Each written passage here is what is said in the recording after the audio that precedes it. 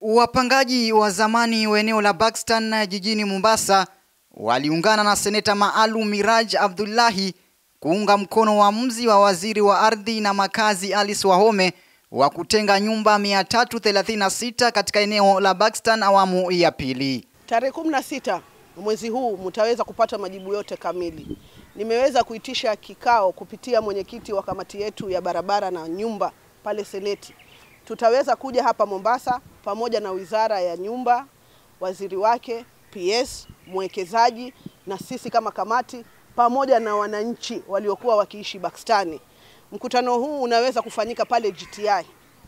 So tutawahitaji muje musikie maswali yakijibiwa moja kwa moja kutoka idara zote. Kwa upande wake John Tsuma, naibu katibu mkuu wa chama cha wapangaji wa Buxton, alidai kuwa anafurahishwa na pendekezo la waziri Wahome la kutengwa kwa nyumba 336 katika eneo la Buxton kama ilivyopendekezwa na bunge la Seneti. Phase 2 wale 336 kulingana na vile kwa tumeandikiwa barua 336 kulingana na the Senate resolution and recommendation 336 kwa wafao in the phase 2 na phase 1 ilikuwa yafaa iwe 184.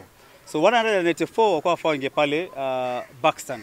Lakini sasa tunakambe kuna tuchezewa share kidogo kufunika curtain nyumba zingine kidogo kuzikodisha Airbnb kuonyesha kwamba kuna watu, lakini hiyo ni kutufunga macho sisi, ni kuonyesha kwamba nyumba zimeenda lakini nyumba hazijaenda. Watoele the list of the beneficiaries tujue ni nani ambaye amiliki pale, isiko ni yeye hao wajingaji ndio wamilikaji wa pale. Ahadi yetu ni kwamba tutoke Buxton na tutapatiwa nafasi ya kwanza kurudi Buxton. Ombi letu ni moja tu, sisi ndio wana Buxton kamili na ni haki yetu kurudi Buxton bila kupelekwa left or right. Hata hivyo, wapangaji hao kwa kupitia naibu katibu mkuu Bwana John Tsuma walidai kuwa watachukua nyumba hizo za Buxton endapo zitasalia kuwa chini ya mpango wa ununuzi wa mpangaji TPS wala si vinginevyo. Nikiripotia runinga ya Al Hajar Mombasa, mimi ni Abdulrahman Thoya.